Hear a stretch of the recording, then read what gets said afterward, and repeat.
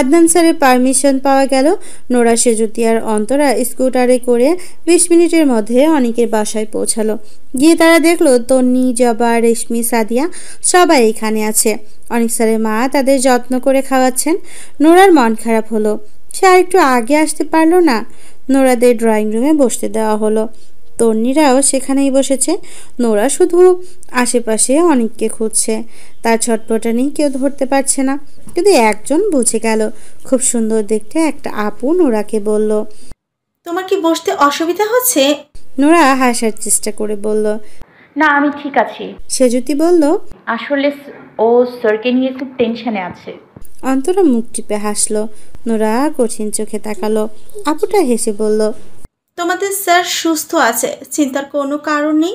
এখন ঘুমাচ্ছে তো, ঘুম থেকে উঠলেই তোমাদের সাথে দেখা করবে। সেজুতি বলল, আপনি কি স্যারের বোন? মেয়েটা বলল। বোন না, বড় আপু। অন্তরা বলল, ও আচ্ছা আপু, আপনার নাম কি? আনিকা।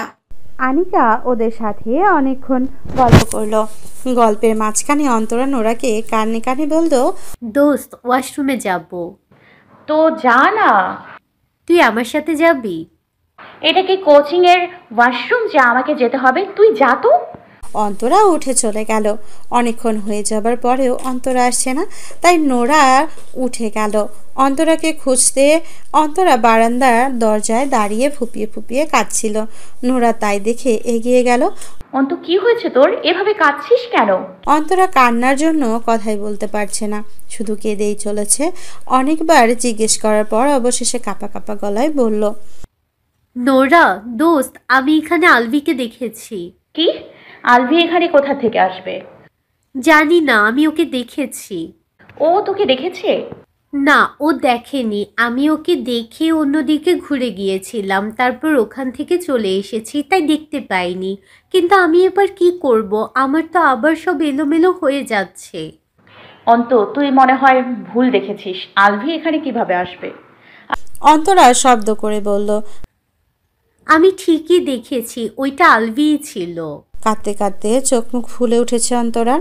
নোরা ভয়ে কিছু বলতেও পারছে না, অবাক হয়ে তাকিয়ে আছে শুধু। অন্তরা বলল, আলভি নিশ্চয়ই অনিক স্যারের কেউ হয়, হয়তো অনিক স্যারের আপন ভাই। অনিক স্যারের কি কোনো ভাই আছে? আমি তো জানি না, শুধু শুনেছিলাম বড় বোন আছে, আর তাকে তো দেখলি। আনিকা আপু। অন্তরা নোরার 2 হাত ধরে বলল, নোরা, তুই বলেছিলি না প্রতিশোধ নিবি? এখন প্রতিশোধ নেওয়ার সময় সুযোগ দুটোই এসেছে, তুই প্রতিশোধ নে। মানে কিভাবে প্রতিশোধ নিব? অন্তরা চোখে মুখে হঠাৎই হিংস্রতা ভর করলো। সে নিষ্ঠুর গলায় বলল, আলভি তো অনিক স্যারের ভাই। তুই অনিক স্যারকে ফাঁসাবি, তারপর ছ্যাঁকা দিয়ে দূরে সরিয়ে দিবি। আমার যেমন অবস্থা হয়েছিল ওনাদেরও তেমন অবস্থা হবে, তাহলে আলভি বুঝবে। নোরা এ কথা শুনে সঙ্গে সঙ্গে নিজের হাত ছাড়িয়ে নিল। ঢোক গিলে বলল, অন্তরা, তুই পাগল হয়ে গেছিস। আমি এটা কোনোদিনও করতে পারবো না। আলভি যদি ওনার ভাই হয়েও থাকে, তাহলে তার অপরাধের শাস্তি উনি কেন পাবেন? অন্তরা নোরার হাতটা নিজের মাথায় ছুঁয়ে বলল, আমার কসম বল, তুই প্রতিশোধ নিবি? তুই না আমার best friend, prove it. Nora অন্তরার মাথা থেকে হাত সরিয়ে বলল, ছি, এভাবে কসম কাটতে হয় না, গুনাহ হয়। এসব বলে তুই আমাকে ভোলাতে পারবি না, তোকে কথা দিতেই হবে। আচ্ছা নোরা, তুই কি সব ভুলে গেছিস? 6টা মাস কতটা কষ্টে কাটিয়েছিলাম আমি, পাগলের মতো হয়ে গিয়েছিলাম। আমার পাশে কিন্তু কেউ ছিল না, শুধু তুই ছিলি, ছায়ার মতো আমার পাশে ছিলি। তুই না থাকলে হয়তো আমি সুইসাইডই করে ফেলতাম। আর এখন পাশে থাকবি না? 2 দিনের অনিক স্যারের জন্য আমার এতদিনের কষ্টগুলো ভুলে যাবি? আলভিকে মাফ করে দিবি? আমি তো মাফ করার কথা বলিনি। আমি শুধু বলছি যে যে অপরাধে আলভির, সেটার শাস্তি অন্য কেউ কেন পাবে? অনিক স্যারকে কষ্ট দিলে সেটা হবে বিনা দোষে শাস্তি। এত বড় অন্যায় আমি কখনোই করতে পারবো না, আর অনিক স্যারের সাথে তো জীবনেও না। তুই আমার থেকেও অনিক স্যারকে ভালোবাসিস? তুই আর উনি সম্পূর্ণ আলাদা। তুই তো আমার বোনের মতো। তোর কষ্ট যেমন আমি সহ্য করতে পারি না, তেমনি ওনার কষ্টও পারবো না রে। কিন্তু আলভির শাস্তি হবে, অবশ্যই হবে। কিভাবে শাস্তি হবে? অনিক স্যারের সাথে না, ধোঁকাবাজি যদি করতে হয় তাহলে আলভির সাথে করব। ও তোর সাথে যা যা অন্যায় করেছে সব আমি ওকে ফিরিয়ে দিয়ে দেব, দেখিস। কিন্তু আলভি তো তোকে চেনে, তুই কিভাবে ওকে ফাঁসাবি? পারবি না তো। সেজুতি তো আছে, সেজুতিকে দিয়ে করাবো। সেজুতিও পারবে না, আলভি তো সুন্দরের পূজারী, সেজুতিকে দেখেও পড়বে না, তোর উপর ইজিলি পটে যেত। কিন্তু সমস্যা হচ্ছে ও তোকে চেনে। তাহলে ফেসবুকে ওকে ফাঁসাবো। ফেসবুকে কিভাবে? ফেক আইডি খুলে নিজের পরিচয় গোপন করব, সিম্পল। এত সহজ না, আলবি খুব চালাক। কথায় কথায় ভিডিও কলে আসতে চাইবে, ফোন করতে চাইবে, দেখা করার কথা বলবে। আর এসব না করলে তোকে পাত্তা দিবে না, বসেও আসবে না। ওকে আমি ভালো করে চিনি। তাহলে আর কি উপায়? অন্তরা আবার কাঁদো কাঁদো মুখে একই কথা বলা শুরু করলো। নোরা, আমি যেটা বলছি সেটা কর। অনিক স্যারকে ফাঁসা, উনি তো অলরেডি তোর উপর ফিদা। আর ছেলেরা 2 নম্বর মেয়েদের প্রেমে বেশি পড়ে, বুঝেছিস? তুই যদি মন প্রাণ উজাড় করে পাগলের মতো ভালোবাসিস, জান প্রাণ সব দিয়ে দিস, ওরা তোর ভালোবাসা বুঝবে না, তোকে ঠকাবে, কষ্ট দিবে, ইগনোর করবে। কিন্তু তুই যদি ভালোবাসার নামে নাটক করিস, তাহলে দেখবি তোর পেছনেই পড়ে থাকবে, তোর সব কথায় উঠবে আর বসবে, তোকে ছাড়া কিচ্ছু বুঝবে না। তুই লাথি মারলেও তুই ভালো। নোরা করুণ চোখে অন্তরার দিকে তাকিয়ে আছে। কথাগুলো সে যে খুব কষ্ট থেকে বলেছে সেটা বোঝা যাচ্ছে, কিন্তু অন্তরার প্রস্তাবে রাজি হওয়া তার পক্ষে সম্ভব না।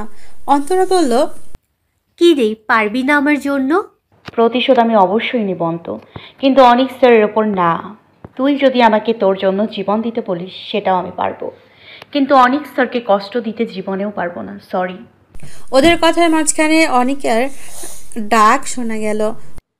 নোরা, তোমরা এখানে কি করছো? তোমাদের স্যার তো ঘুম থেকে উঠে গেছে, দেখা করতে যাবে না? অন্তরা অন্যদিকে মুখ ঘুরিয়ে স্বাভাবিক হয়ে নিল। নোরা হাসার চেষ্টা করে বলল, জি আসছি। এসো। অনিকার পেছন পেছন নোরা আর অন্তরা হাঁটতে লাগলো। নোরা ইশারা করে অন্তরাকে চুপ থাকতে বলল, ফিসফিস করে বলল, এই বিষয়ে আর কোনো কথা না, আলভিকে দেখলেও স্বাভাবিক থাকবি। অন্তরা বলল, আমি ওর সামনেই যাব না। রুমে ঢুকতে অনিক নোরাকে দেখে হেসে বলল, কেমন আছো নোরা? নোরা অনিকের দিকে তাকালো। অনিকের মাথায়ও ব্যান্ডেজ, বাম পায়েও ব্যান্ডেজ। ঘুম থেকে ওঠায় চোখগুলো ফুলে আছে, দেখতে কি সুন্দর লাগছে। এলোমেলো চুলগুলো সাদা ব্যান্ডেজে আটকানো। এই মুহূর্তে এর থেকে সুন্দর দৃশ্য নোরার কাছে আর কিছুই হতেই পারে না। প্যান্টের বাম সাইডে হাঁটু পর্যন্ত ওঠানো ধবধবে সাদা, পায়ে সাদা রঙের ব্যান্ডেজ, আর তার উপরে কালো লোম দেখা যাচ্ছে। নোরা এমন ড্যাব ড্যাব করে অনিক স্যারের দিকে তাকিয়ে থাকতে দেখে সেজুতি ধাক্কা দিল। নোরা নড়ে চড়ে দাঁড়ালো। সেজুতি মিনমিন করে বলল। নোরা লজ্জা পেয়ে সেজুতির কাঁধে একটা থাপ্পড় দিল। আনিকা এসব দেখে হেসে বলল, তোমরা মারামারি করছো কেন? সেজুতি বলল, ও আমাকে মারে আপু, ডাকাতনি একটা। আনিকা হেসে ফেলল। নোরা আর চোখে অন্তরার দিকে তাকিয়ে দেখলো সে গম্ভীর মুখে দাঁড়িয়ে আছে। তন্নি তার এক্সট্রা কেয়ার শুরু করে দিয়েছে। টিফিন বক্সে অনেক স্যারের জন্য পায়েস আর কি যেন খাবার এনেছে। এসব এখন স্যারকে খাওয়ানোর জন্য উঠে পড়ে লেগেছে, কিন্তু স্যার মিষ্টি খায় না। রেশমি জিজ্ঞেস করলো। অনিক বলল, ডায়াবেটিস না, আমার মিষ্টি জিনিসটাই পছন্দ। নোরার পৈশাচিক আনন্দ হচ্ছে। সে সেজুতিকে বলল, সেজু, এই তন্নি কি বাচ্চি এত জিনিস আনলো কেমনে? ওকে আগে থেকে স্যারের অ্যাক্সিডেন্টের খবর জানতো? জানতো মনে হয়, ওর তো সব টিচারদের সাথে অ্যাড আছে, হয়তো আপডেট পেয়েছে। সেজুতি অন্তরার দিকে তাকিয়ে নোরাকে বলল, এটার কি হয়েছে, ভূতে ধরেছে কেন? নোরা বলল, অনেক কাহিনী পরে বলবো। এতক্ষণে আলবি ভেতরে আসলো। আলবিকে দেখে অন্তরার মাথা থেকে পা পর্যন্ত কাঁপাকাঁপি শুরু হয়ে গেল। শরীরের লোম দাঁড়িয়ে যেতে লাগলো। বুকের মধ্যে তুমুল মাত্রায় যুদ্ধ শুরু হলো। অবিলম্বে নোরার পেছনে গিয়ে নিজেকে আড়াল করার চেষ্টা শুরু করলো অন্তরা, কিন্তু আড়াল হতে পারছে না। নোরা তো খুব খাটো আর অন্তরা তুলনামূলক অনেক লম্বা, তাই নোরার পেছনে দাঁড়ালেও তার মাথা দেখা যাচ্ছে। সে ওড়না দিয়ে অর্ধেক মুখ ঢেকে ফেলল। আলভি এখনো এদিকে তাকায়নি। অন্তরা ছটফটানি দেখে নোরা বলল, তো প্লিজ স্বাভাবিক থাক। তুই এমন করলে আলভি বুঝে ফেলবে যে তুই এখনো ওর প্রতি দুর্বল। তুই কি এটা ওকে বোঝাতে চাস? নোরা তাকিয়ে আছে আলভির দিকে। কতদিন পর ছেলেটাকে দেখছে সে, একটুও বদলায়নি, একদম প্রথম দিনের মতোই লাগছে। আবার সেই পুরনো স্মৃতি চোখের সামনে ভেসে উঠেছে। অন্তরার ইচ্ছে করছে ফ্লোরে বসে কাঁদে ফেলতে। এই 2 বছরে কি একটুও বদলায়নি আলভি? আচ্ছা, আলভিকে এখনও ওকে দেখলে চিনতে পারবে? হয়তো পারবে, হয়তো বা না।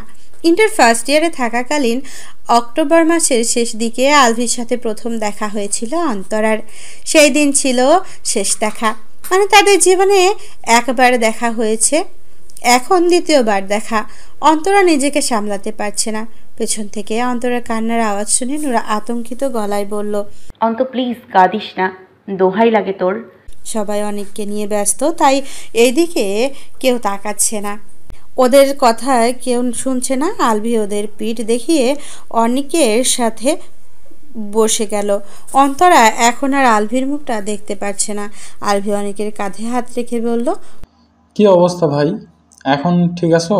অনেক বলল, তেমন কিছু হয়নি, মাথার এক সাইডে একটু কেটে গেছে আর বাম পাটা মুচকে গেছে। 7 দিন বেড রেস্টে থাকতে হবে। আলভি বলল, তাহলে কি 7 দিন ম্যাচ অফ? আরে না পাগল, 7 দিন কে বেড রেস্টে থাকে? আমার আরও কত কাজ আছে, আমি 3 দিনেই ঠিক হয়ে যাব। আনিকা বলল, একদম না, তোকে 7 দিন বেড রেস্টে থাকতে বলা হয়েছে। এর আগে বিছানা ছেড়ে উঠলে আমি তোর ডান পাও মুচকে দিব। এই কথায় সবাই হেসে ফেলল। হাসলো না শুধু অন্তরা, সে তো আলভিকে দেখতে ব্যস্ত। কতটা স্বাভাবিকভাবে কথা বলছে ছেলেটা। আলভি বলল, ভাই তুমি রান নিতে গিয়া পড়লা কেমনে? অনেক চিন্তিত গলায় বলল, আমার মনে হয়েছে আমার কেউ ল্যাং মেরেছে, তবুও ব্যালেন্স ঠিক ছিল তাই আসতে পড়েছি, না হলে এতক্ষণে উপরে থাকতে হইতো। আলভি কপাল কুঁচকে বলল, কি বলো, বিষয়টা তো খুব ডেঞ্জারাস। এভাবে চললে তো খেলা হইব না ভাই, কয়দিন পর পর খালি অঘটন ঘটতেছে। আচ্ছা তুমি ট্রেকিংয়ে যাইবা? কোনটায়? সীতাকুণ্ড পাহাড় ট্রেকিং 26 তারিখ যে যাইতেছি আমরা। দেখি অবস্থা বুঝে নেই আগে। আইসা ভাই, জানাইও। আচ্ছা থাকো তাইলে, আনিকা আপু খেয়াল রাখো ভাইয়ের। অনেককে একবার জড়িয়ে ধরে আলভি বিদায় নিল। অন্তরার হৃদস্পন্দন এতক্ষণ শান্ত হলো। নোরাকে ছেড়ে স্বাভাবিক হয়ে দাঁড়ালো সে। আলভিকে তাকে দেখতে পায়নি, কিন্তু যদি দেখতে পেত তাহলে কি করত? ওর রিয়াকশন কেমন হতো জানতে খুব ইচ্ছে হচ্ছে অন্তরার। সে যদি আর নোরা স্কুটারের পেছনে বসে আছে, সে যদি সবচেয়ে পেছনে, মাঝখানে নোরা, সামনে অন্তরা স্কুটার চালাচ্ছে, এতক্ষণে সে যদি সব ঘটনা বলে ফেলেছে নোরা। অন্তরা চুপ করেছিল, হঠাৎ বলল, নোরা, একটা কথা বলি। কি কথা বল। তুই জানিস অনিক স্যারের এই অবস্থার জন্য কে দায়ী? কোন অবস্থা? ও খেলতে গিয়ে দুর্ঘটনা, পা মুচকে যাওয়া। ও কে দায়ী? আলভি। আলভি কেন? তুই কিভাবে বুঝলি? আমি বুঝেছি, আলভি অনিক স্যারকে ল্যাং মেরে ফেলেছে। ও আমাকে সবসময় ওদের টিমের এক বড় ভাইয়ের গল্প শোনাতো। ওনাকে আলভি খুব জেলাস করে। জেলাস করে কেন? ও ভালো খেলে তাই। প্রতিবার ম্যাচে হিরো হয়, সবাই ওনাকে কাঁধে তুলে নাচছে। এসব ওর পছন্দ হতো না। সব সময় সে বড় ভাইয়ের নামে দুঃখ প্রকাশ করতো আমার কাছে। ওনাকে কিভাবে ফাঁসানো যায় আমার কাছ থেকে আইডিয়া নিত। আমি হেল্প করতামও। আমার সেটা অন্যায় মনে হলেও কখনো কিছু বলতাম না। প্রেমে অন্ধ ছিলাম তো তাই। ওকে খুশি করাই তখন আমার মূল লক্ষ্য। এত কিছু ভাবতাম না। এখন আমি বুঝতে পেরেছি সে বড় ভাই হচ্ছে অনিক স্যার। সামনে ওরা ট্রেকিংয়ে যাচ্ছে না, সেখানে যেন অনিক স্যার যেতে না পারে, সেজন্যই আলভি এত কাহিনী করেছে, আমি নিশ্চিত। ও বাবা, আগে তো জানতাম মেয়েরাই হিংসুটে ভূতনি হয়, এখন দেখছি ছেলেরাও হয়। কিন্তু অনিক স্যার ট্রাফিংয়ে গেলে ওর কি সমস্যা? বুঝিস না, হিংসা। আর তুই এই আলভিকে শাস্তি দেওয়ার জন্য আমাকে বলেছিলি অনিক স্যার লেগ ফুল করতে, তাহলে তো আলভি কোনো শাস্তিই পেত না, আরও খুশি হতো। তখন তো বুঝিনি, ভেবেছিলাম উনি আলভির আপন ভাই। আচ্ছা অন্ত, কেমন হয় যদি অনিক স্যারদের মতো আমরাও ট্রেকিংয়ে যাই? মানে আমরা সবাই মিলে ওনারা যে জায়গায় যাচ্ছে সে জায়গায় গেলাম, তাহলে তোরও আলভির সাথে দেখা হবে আর আমারও অনিক স্যারের সাথে সময় কাটানো হবে, যদি এর আগে অনিক স্যার সুস্থ হয়ে যায় আর কি। তুই পাহাড়ে ট্রেকিংয়ের মানে বুঝিস? জীবনে ট্রেকিং করেছিস তুই? এটা সোজা রাস্তায় স্কুটি চালানোর মতন না। আচ্ছা, গেলেই কি ট্রেকিং করতে হবে? আমরা ঈদের ছুটিতে ঘুরতে যাব, ওরা ট্রেকিং করবে, আমরা দেখব। ট্রেকিং না করলে গিয়ে লাভ কি? আর থাকবো কোথায়? থাকার জায়গা নিয়ে ভাবতে হবে না। সীতাকুণ্ডে আমার খালামণির বিশাল বড় বাংলো আছে, ওখানে আমরা 3 জন আরামে থাকতে পারবো। এই সেজুতি, যাবি? তোরা যাচ্ছিস তোদের মতলবে, সেখানে আমি গিয়ে কি করব? তুইও তোর মতলবেই যাবি।